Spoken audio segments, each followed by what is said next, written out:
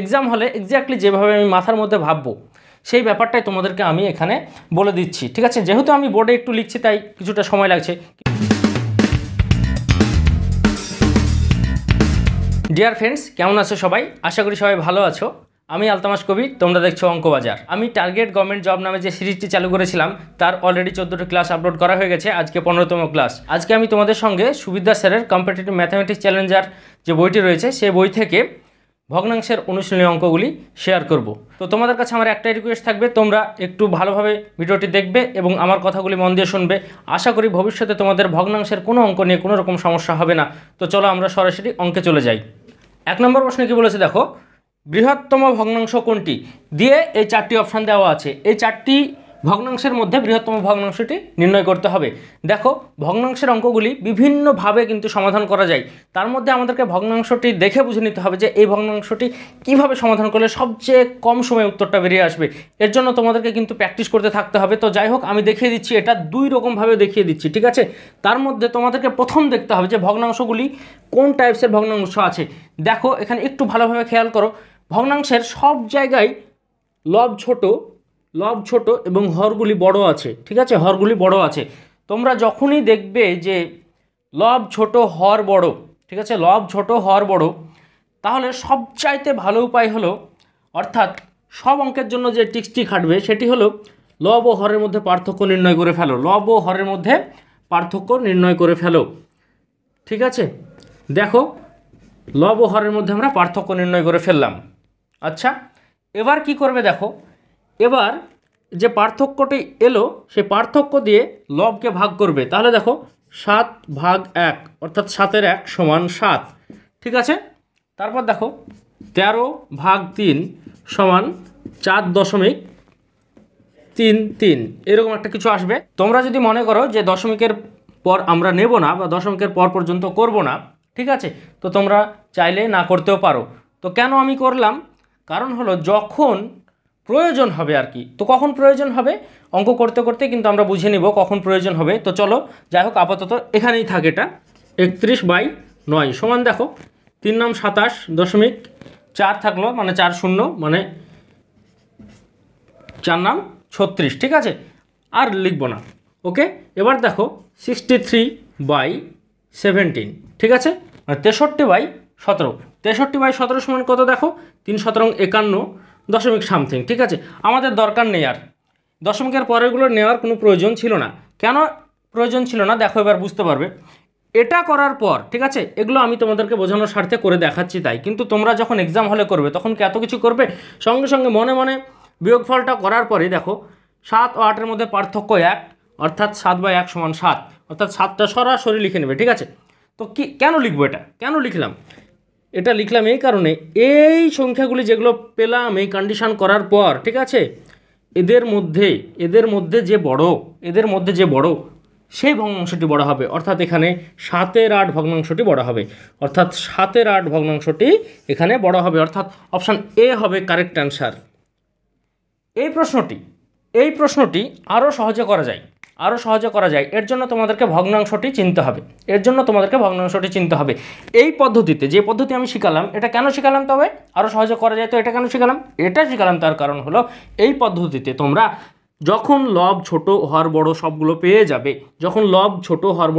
পেয়ে যাবে, সব কটা অ্যান্সার এই পদ্ধতিতে তোমরা করতে পারবে। কিন্তু আমি আরও যে সহজ পদ্ধতি বলছি সেই পদ্ধতিটা কেবলমাত্র কয়েক টাইপসের অঙ্কের জন্য অ্যাপ্লিকেবল হবে। তাহলে এটা যদি শিখে যাও ভালোভাবে তাহলেই হবে, ঠিক আছে। তো দেখো সহজ পদ্ধতিটা কি? সহজ পদ্ধতিটা হলো, দেখো একটু ভালোভাবে খেয়াল করো হরগুলোর দিকে, ঠিক আছে, হরগুলোর দিকে একটু ভালোভাবে খেয়াল করো। হরগুলির লসাগু যদি বড় সংখ্যাটি হয়, হরগুলির লসাগু দেখো 8, 16, 40 এবং 80, এদের লসাগু কিন্তু 80 হয়। হরগুলির লসাগু যদি বড় সংখ্যাটি হয় তাহলে আমরা হরগুলি সমান করে নেব সব ক্ষেত্রে। কিভাবে হরগুলি সমান করে নেব দেখো, তাহলে দেখো নিচে ছিল 8, এখানে নিচে ছিল 16, এখানে নিচে ছিল 40, ঠিক আছে, এখানে নিচে ছিল 80, অর্থাৎ আমরা সব জায়গায় 80 করে নেব। তার জন্য কি করব, এখানে 10 দিয়ে গুণ করতে হবে। তাহলে উপরে কত ছিল, 7 ছিল, তাহলে 7 10 উপরে 70 চলে আসবে, ঠিক আছে। তাহলে এখানে 5 দিয়ে গুণ করতে হবে, ঠিক আছে, তাহলে ওপরটাকেও 5 দিয়ে গুণ করতে হবে। 13 ছিল, 5 13 65, ঠিক আছে। দেখো এখানে 40 আছে, ঠিক আছে, একে কত দিয়ে গুণ করলে 80 হবে, 2 দিয়ে গুণ করলে, তাহলে ওপর কাটটাকেও নিশ্চয়ই 2 দিয়ে গুণ করতে হবে, ঠিক আছে। তাহলে 31 দুগুণে 62, তো এখানে 80 ছিল, ওপরে যা ছিল তাই 63। এবার তোমরা দেখবে সব জায়গায় হর কিন্তু সমান হয়ে গেছে, সব জায়গায় দেখো সব জায়গায় হর কিন্তু 80 হয়ে গেছে।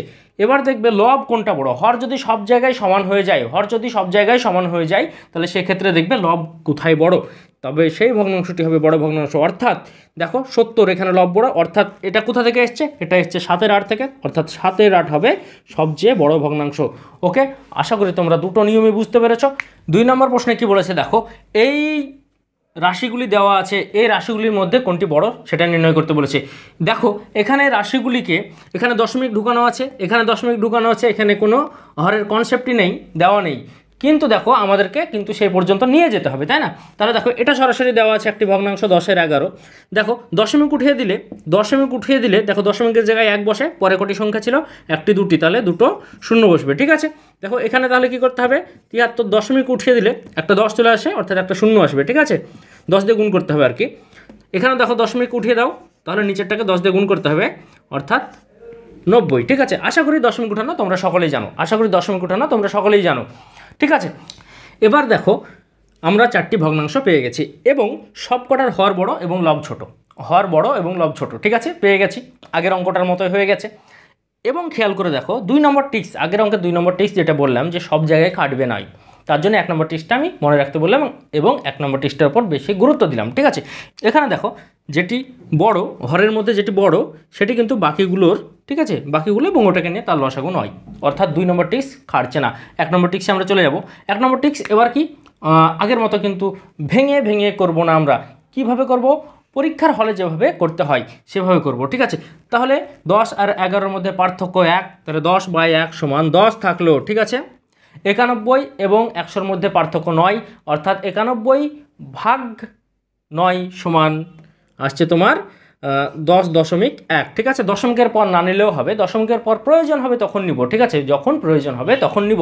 তো কখন প্রয়োজন হবে, যখন দেখব আমাদের সামনের সংখ্যাটা মিলে গেছে তখন দশমিকের পর প্রয়োজন হবে, ঠিক আছে। অর্থাৎ মূল সংখ্যাটা যখন মিলে যাবে, ধরো 2 জায়গায় 10 চলে এলো মূল সংখ্যা, তখন দশমিকের পর নেব আমরা, ঠিক আছে। তো চলো এখনও তো আমাদের দুটো বাকি আছে, বড়টি বের করতে হবে, ঠিক আছে।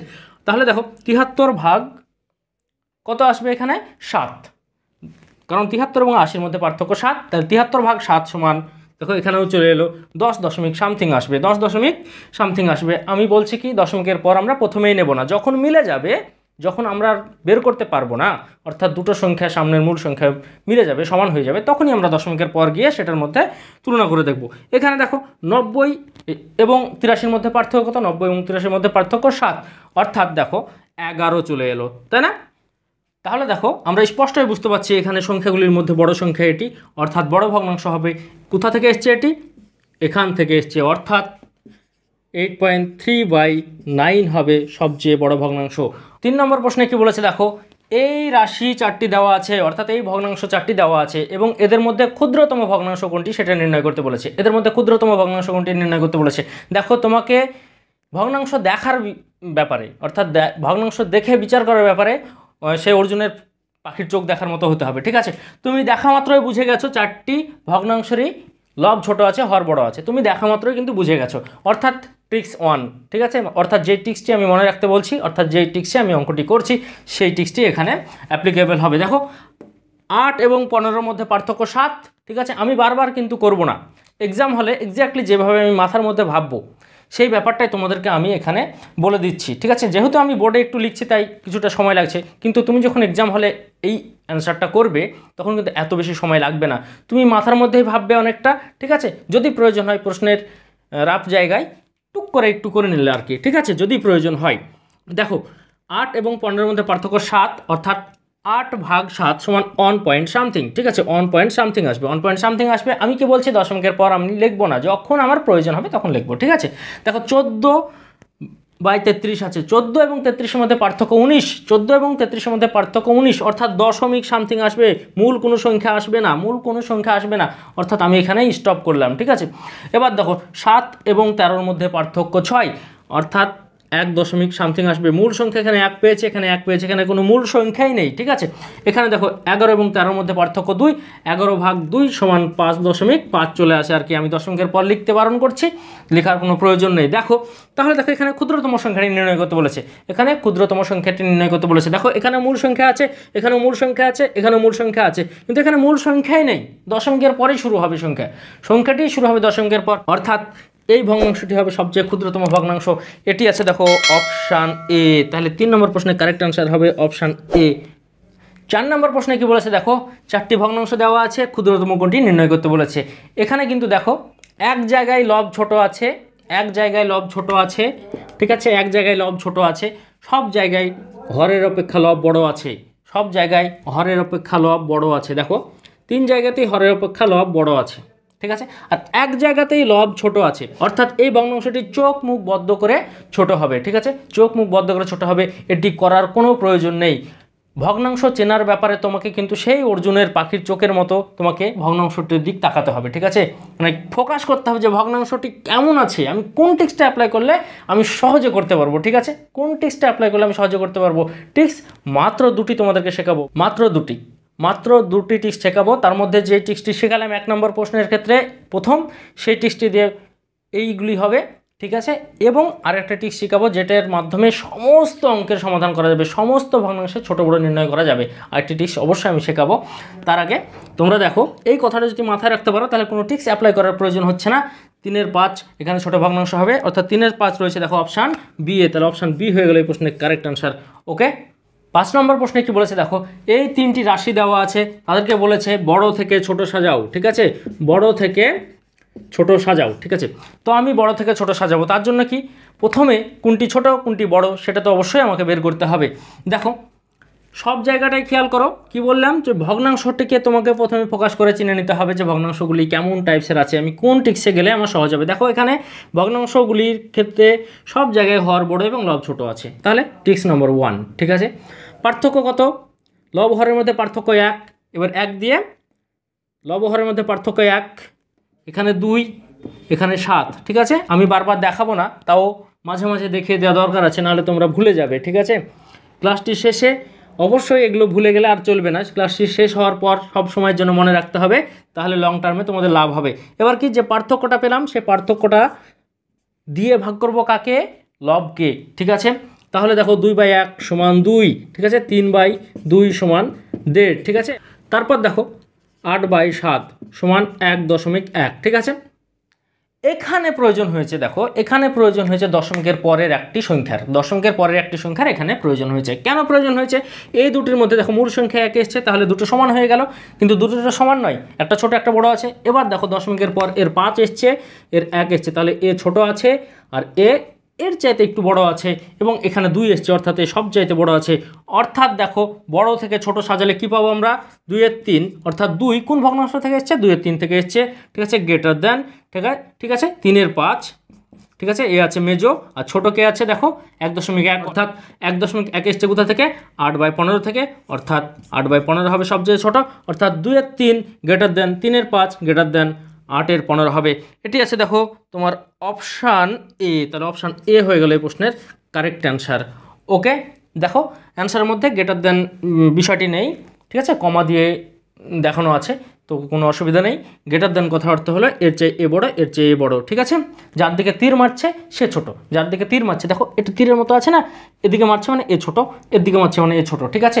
সবসময় বড়রা ছোটোর দিকে তীর মারার চেষ্টা করে আর কি, যেটা মাথায় রাখবে, ঠিক আছে। মেশে যারা থেকেছো তারা খুব ভালোভাবে জানো যে বড়রা কীভাবে ছোটোর দিকে তীর মারার চেষ্টা করে। যাই হোক, চলো দেখে নেব আমরা নেক্সট কোয়েশ্চেন। 6 নম্বর প্রশ্নে কি বলেছে দেখো, 4টি ভগ্নাংশ দেওয়া আছে এবং এদেরকে ছোট থেকে বড় সাজাতে বলেছে, ঠিক আছে, ছোট থেকে বড় সাজাতে বলেছে, ছোট থেকে বড় সাজাতে বলেছে, কোনো বিষয় না, আমাদেরকে কি করতে হবে দেখো ভগ্নাংশের দিকে একটু ফোকাস করে দেখে নিতে হবে, ঠিক আছে। ভগ্নাংশে দেখো সব জায়গায় লব ছোট আছে এবং হর বড় আছে, কোনো অসুবিধা নেই, আমাদের 1 নম্বর টিক্স খাটালেও খাটাতে পারি আমরা, ঠিক আছে, অসুবিধা নেই। সব জায়গায় দেখো পার্থক্যটা কত আছে, 1, সব জায়গায় যখন পার্থক্য 1 আছে তাহলে শুধু আমরা যদি লবগুলো দেখি তাহলে পেয়ে যাব, কারণ কি ভাগ করার পর সব জায়গায় লব যা আছে তাই আসবে, তাই না। দেখো 4কে 1 দিয়ে যদি ভাগ করি 4 আসবে, 7কে 1 দিয়ে যদি ভাগ করি 7 আসবে, 6কে 1 দিয়ে ভাগ করলে 6 আসবে, 5কে 1 দিয়ে ভাগ করলে 5 আসবে। তাহলে এই ক্ষেত্রে আমাদের কিন্তু ভাগফলটার বসানোর প্রয়োজন নেই, আমরা শুধু লবগুলো দেখব। এবার লবগুলোর মধ্যে যে বড় সে বড়, লবগুলোর মধ্যে যে ছোট সে ছোট, ঠিক আছে। তাহলে ছোট থেকে বড় বলেছে, অর্থাৎ 4-এর 5 সবচেয়ে ছোট, ঠিক আছে। দেখো কি বললাম, যে greater than and less than কীভাবে মনে রাখবে, যে ছোট তার দিকে তীর মারবে, ঠিক আছে, যে ছোট তার দিকে তীর মারবে, ঠিক আছে। তাহলে দেখো 4-এর 5 সবচেয়ে ছোট, এবার 5-এর 6, ঠিক আছে, 5-এর 6, ঠিক আছে, লেস দেন, দেখো 6-এর 7, লেস দেন 7-এর 8, অর্থাৎ যেহেতু এখানে পার্থক্যটা সমান ছিল, ঠিক আছে, লব ও হরের মধ্যে পার্থক্যটা সমান ছিল, এক যে হতে হবে বিষয়টা এরকম নয়, এক যে হতে হবে সেটা বিষয়টাও এরকম নয়, ঠিক আছে। পার্থক্য যদি সমান হয়, ধরো লব হরের মধ্যে পার্থক্য সব জায়গায় 4 এলো কি 5 এলো কি 6 এলো, তাহলে আমরা শুধুমাত্র লবটা দেখে নেব, ঠিক আছে, কার লব বড় সে বড়, যার লব ছোট সে ছোট, যদি পার্থক্য সমান হয়ে যায়। কারণ কি, আমরা যখন ভাগ করব দেখো 1 দিয়ে ভাগ করলে 4, 7, 6, 5 আসছিল, ঠিক আছে, ভালো কথা। কিন্তু যদি 4 আসতো, পার্থক্যটা যদি 4 আসতো বা 2 আসতো বা 3 আসতো, তাহলে দেখো ভাগ করার পর যে ভাগফলটা আমরা পেতাম সেটাও কিন্তু ওই সিকোয়েন্সেই পেতাম, মানে যার লব বড় সে বড়, যার লব ছোট সে ছোট, ঠিক আছে। তাহলে আমরা আর ভাগ করে দেখবো না, যখন 4 জায়গাতেই লব হরের মধ্যে পার্থক্য সমান হয়ে যাবে, ঠিক আছে। এই কথাটা কিন্তু মাথায় রাখতে হবে। আমি এর জন্য বলেছি যে ক্লাসটি ভালোভাবে দেখবে এবং ভালোভাবে কথাগুলো শুনবে, ঠিক আছে। তো আশা করি তোমাদের বুঝতে কোনো অসুবিধা হয়নি। দেখো এটি আছে অপশন ডি, তাহলে অপশন ডি হবে এই প্রশ্নের কারেক্ট অ্যান্সার। ওকে, তো চলো দেখে নেবো আমরা কোশ্চেন নাম্বার 7। 7 নম্বর প্রশ্নে কি বলেছে দেখো, একটি ভগ্নাংশ দেওয়া আছে এবং এর 3 দশমিক পর্যন্ত আসন্ন মান নির্ণয় করতে বলেছে। আশা করি আসন্ন মান নির্ণয় করা তোমরা সকলেই জানো। কি করতে হয়, ভগ্নাংশটিকে দশমিকে প্রকাশ করে নিতে হয়। দশমিকে প্রকাশ করবো কীভাবে, দেখো 7 দিয়ে 6কে ভাগ করতে শুরু করে দাও, 7 দিয়ে 6কে ভাগ করতে শুরু করে দাও, ঠিক আছে। 3 দশমিক স্থান পর্যন্ত বলেছে, তাহলে কত ঘর পর্যন্ত ভাগ করতে হয় জানো, 4 ঘর পর্যন্ত ভাগ করতে হয়, অর্থাৎ ভাগফল যেটা পাবো সেটা 4 ঘর পর্যন্ত আমরা এগিয়ে যাব। দেখো 6কে 7 দিয়ে ভাগ করা যায় না, তাহলে আমরা প্রথমেই দশমিক নিয়ে নেব। দশমিক নিয়ে নিলে 6-এর পাশে একটা আমরা শূন্য পাই, এ কথা আমরা সকলেই জানি। 6-এর পাশে আমরা শূন্য পাই, এ কথা আমরা সকলেই জানি। এটা একদম পাতি ক্লাস 2 বা 3-র ভাগ, ঠিক আছে। দেখো 6 7 42, 7 7 49, 7 8 56, ঠিক আছে, অর্থাৎ 8 দিয়ে যাবে 56, ঠিক আছে। তাহলে 4 0 এলো, 40 এলো।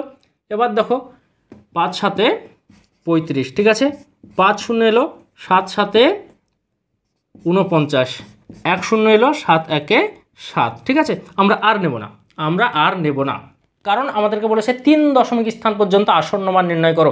আমরা 4টি পর্যন্ত নিলাম। 4টে পর্যন্ত নিলাম কেন, 3 দশমিক পর্যন্ত 3 পর্যন্ত করেই তো ছেড়ে দিতে পারলাম, 4 পর্যন্ত নিলাম কেন। একটা কথা মাথায় রাখবে, যখন যত দশমিক স্থান পর্যন্ত আসন্ন মান নির্ণয় করতে বলবে তার চেয়ে একটা বেশি নিতে হয়। এর কারণ আছে, এর কারণ হলো দেখো 4 নম্বর যে সংখ্যাটি এসছে সেই সংখ্যাটি যদি 5 বা 5-এর বড় হয়, সেই সংখ্যাটি যদি 5 বা 5-এর বড় হয়, তাহলে তার আগের সংখ্যার সঙ্গে 1 যোগ হওয়ার পর আসন্ন মান আসে, ঠিক আছে। তার আগের সংখ্যার সঙ্গে 1 যোগ হওয়ার পর আসন্ন মান আসে, অর্থাৎ এখানে যদি 1 না এসে 5 বা 5-এর বড় আসতো তাহলে আসন্ন মানটা হতো 8 5 8, কিন্তু দেখো এখানে 1 আছে, তাই আসন্ন মান হবে কত, 8 5 7, যা আছে 3 দশমিক স্থান পর্যন্ত সেটাই হবে, অর্থাৎ 0.857 হবে আসন্ন মান। এটি আছে দেখো অপশান বি, তাহলে অপশান বি হয়ে গেল 7 নম্বর প্রশ্নের কারেক্ট অ্যান্সার। ওকে, 8 নম্বর প্রশ্নে কি বলেছে দেখো, 3 পূর্ণ 11 13 একে 3 দশমিক স্থান পর্যন্ত আসন্ন মান নির্ণয় করতে বলেছে। দেখো এখন যদি আমরা পূর্ণটাকে ভাঙি, এটা একটা মিশ্র ভগ্নাংশ, ঠিক আছে, একে যদি পূর্ণ ভাঙার পর আমরা 13 দিয়ে ভাগ করি, দিয়ে যদি আসন্ন মান নির্ণয় করতে চাই তাহলে বেশ খানিকটা সময় লাগবে। তার জন্য একটা ছোট জায়গায় মনে রাখতে হয়, 3 পূর্ণ 11 13কে এইভাবে লেখা যায়। 3 পূর্ণ 11 13 বলে নয়, এরকম কোনো একটা যদি ভগ্নাংশ থাকে তাকে এইভাবে লেখা যায়। দেখো এবার যদি ভাগ করি তাহলে দশমিকের সামনে 3 আসবে, বাই ডিফল্ট 3 আসবে, সব জায়গায় বাই ডিফল্ট 3 চলে আসবে, ঠিক আছে, যে অপশানগুলো আছে আর কি, মানে 3 আসবে। এবার দেখো তাহলে আমাদেরকে পাতি 13 দিয়ে 11কে ভাগ করলেই হয়ে যাবে, ঠিক আছে, 13 দিয়ে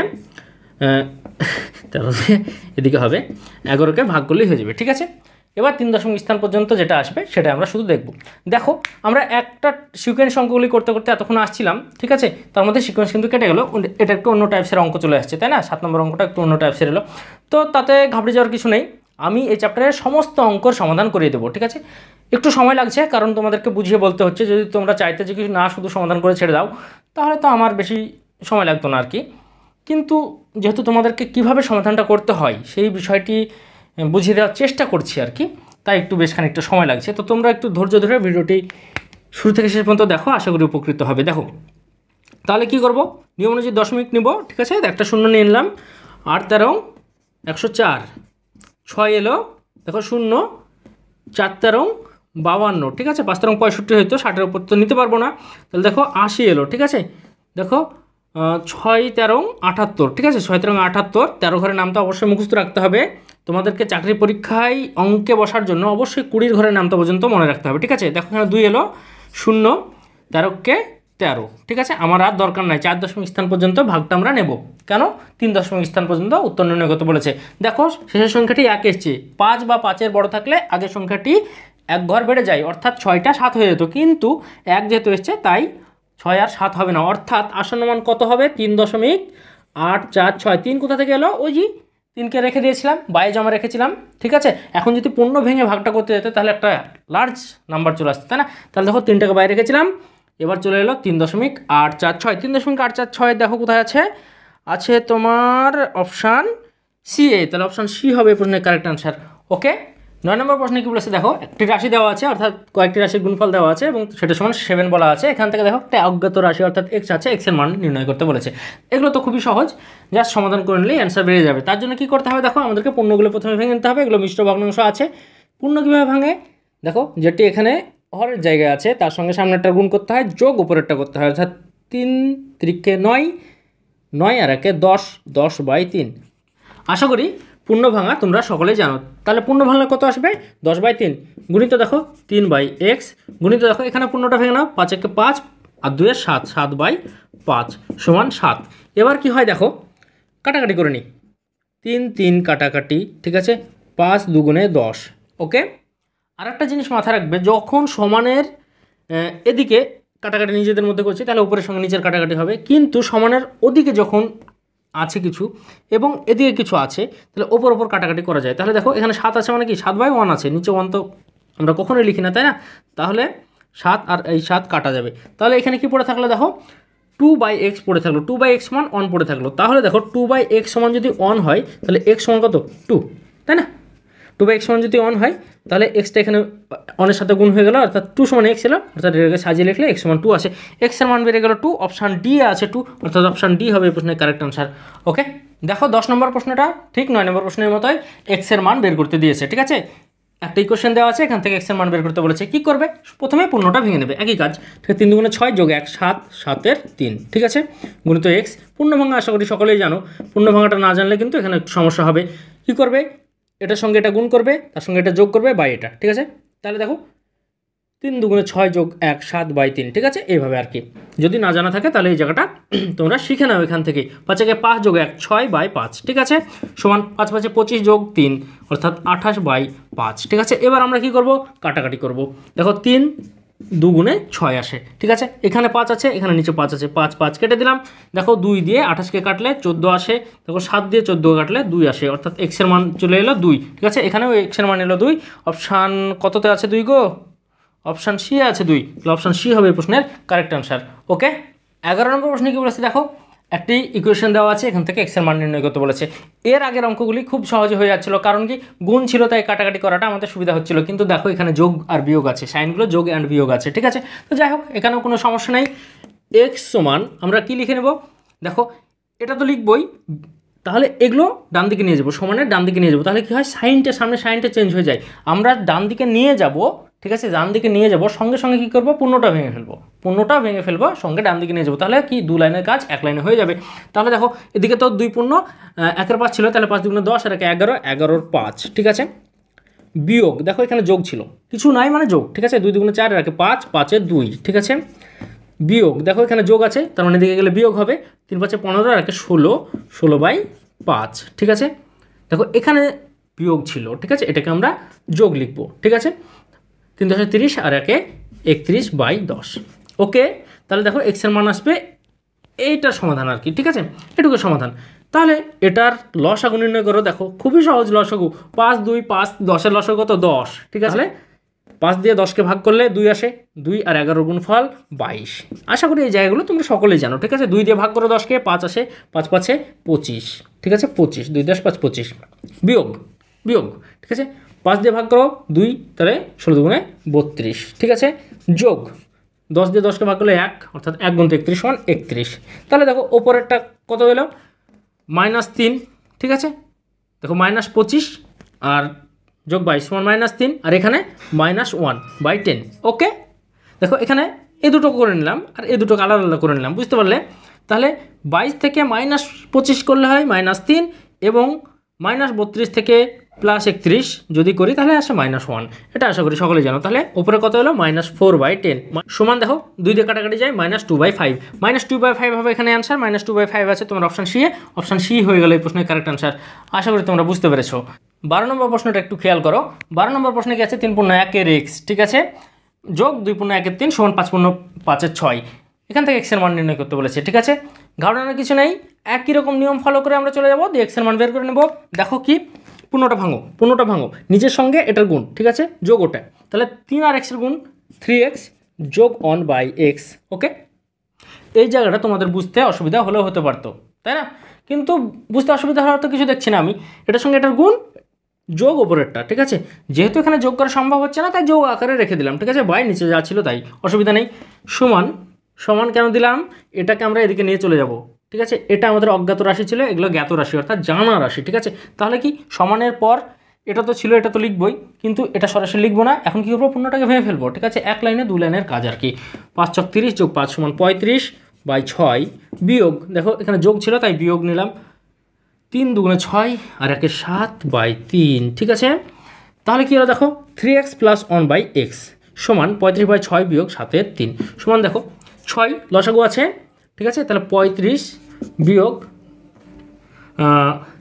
6/3 = 2, 2 × 7 = 14 সমান কত এলো 21/6। ওকে, 21/6। তাহলে দেখো 3 দিয়ে কাটাকাটি যায় 2 আসে আর 3 দিয়ে কাটলে 7, তাহলে 7/2 এলো।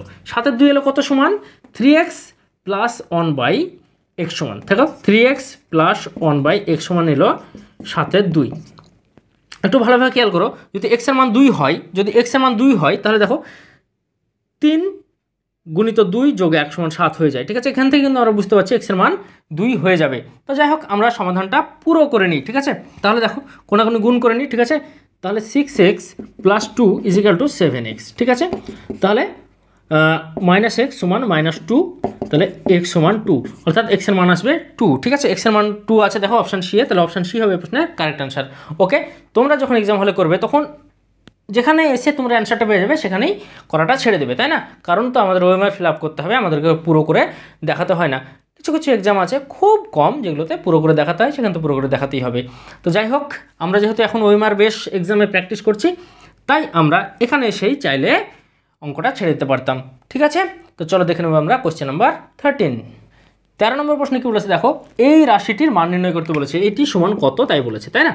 অর্থাৎ এই রাশিটির মান নির্ণয় করতে বলেছে। দেখো পূর্ণগুলি ভাঙবে, তারপরে পাতি যোগ বিয়োগ করবে, তাহলেই কিন্তু অ্যান্সার চলে আসবে। আমি এত সহজ অঙ্ক তোমাদেরকে করে দেব না, তোমরা অবশ্যই এই সমাধানটি নিজেরা করবে এবং কমেন্টসে জানাবে।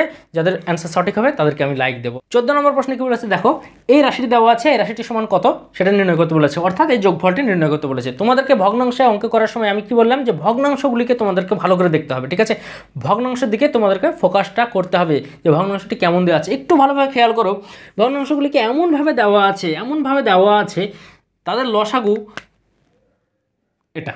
ঠিক আছে, লসাগু 28, অর্থাৎ সবচেয়ে বড় সংখ্যা যেটি ঘরে আছে সেটি লসাগু। ঠিক আছে, তাহলে একদম সিম্পল, লসাগু 28 বসিয়ে দেবো। 28 × 28 যোগ 14 যোগ, দেখো কেন 14 এলো, হ্যাঁ 28 দিয়ে 2কে ভাগ করো তাহলে 14 আসে। দেখো 4 × 7 = 28 অর্থাৎ 7 যোগ 4 যোগ 2 যোগ 1। ওকে, খুবই সহজ, দেখো খুবই সহজ, এটা করার কিছুই নেই। দেখো এগুলো যোগ করো, 28 আর 14 যোগ করলে আসে 42, 42 আর 7 = 49, 49 আর 4 = 53, 53 আর 2 = 55 আর 1 = 56, অর্থাৎ 56/28 আসবে। দেখো 28 আসবে। ঠিক আছে, তাহলে 28 × 2 = 56, তাহলে 2 আসবে। তাহলে এই রাশিটির মান কত এলো 2 আছে দেখো অপশান বি এ, তাহলে অপশান বি হবে প্রশ্নের কারেক্ট আনসার। 15 নম্বর প্রশ্ন কি বলেছে দেখো, এই রাশিটির মান নির্ণয় করতে বলেছে, পাতি যোগ বিয়োগ। আশা করি এটা করে দেওয়ার কোনো প্রয়োজন নেই। তারপর তোমাদেরকে আমি একটা জায়গায় ধরিয়ে দিই। ঠিক আছে, তোমরা হয়তো ভাববে যে স্যার আমাদেরকে এই বয়সে এসে বা এই সময় এসে যোগ বিয়োগ শেখাচ্ছে। যাই হোক, তারপরেও অনেকে আছো তোমাদের যোগ বিয়োগের দশমিক থাকলে কিন্তু একটু গন্ডগোল হয়ে যায়। যোগ বিয়োগ যখন করি তখন দেখো আমরা যদি 20 সঙ্গে 30 যোগ করি তাহলে এরকমভাবে লিখি। ঠিক আছে, কিন্তু যখন দশমিক ঢোকানো থাকে তখন আমাদেরকে ফোকাসটা করতে হয় দশমিকের দিকে। ঠিক আছে, তাহলে দেখো এটি আর এটি যোগ আকারে আছে, তাহলে 248.8। ঠিক আছে, দশমিক দেখো 08 সামনে 68, এই দশমিকের নিচে দশমিক লিখতে হয়, এই বিষয়টি কিন্তু তোমাদেরকে মাথায় রাখতে হবে। দশমিকের নিচে দশমিক লিখতে হয়, ঠিক আছে, এই বিষয়টি মাথায় রাখতে হবে। এবার দেখো, তাহলে দেখো এখানে কিছু নাই মানে এখানে শূন্য আছে, ওকে, কিছু নাই মানে শূন্য আছে, তাহলে 8 8 আসবে, ঠিক আছে। এবার ভুল হওয়ার সম্ভাবনা কী থাকে, যে আমরা দশমিকটা কোথায় আছে সেই জায়গাটা বিশেষ করে মাথায় রাখি না, ঠিক আছে, এই জায়গাটায় আমাদের ভুল হয়ে যায়। তাহলে দেখো এটা এলো, এবার যা যোগ তাই এখানে করে ফেলবে এবং এই অ্যান্সারটি কমপ্লিট করার পর অবশ্যই কমেন্টস করে জানাবে। তো ক্লাসটি আজকের মতো এই পর্যন্তই। যদি ভালো লাগে তাহলে অবশ্যই লাইক করো এবং বাকি ভিডিওগুলি দেখার জন্য চ্যানেলটিকে সাবস্ক্রাইব করে রাখো। যদি অলরেডি করে ফেলো তাহলে অসংখ্য ধন্যবাদ। দেখা হচ্ছে পরের ক্লাসে, ততক্ষণ সবাই সুস্থ থেকো, ভালো থেকো।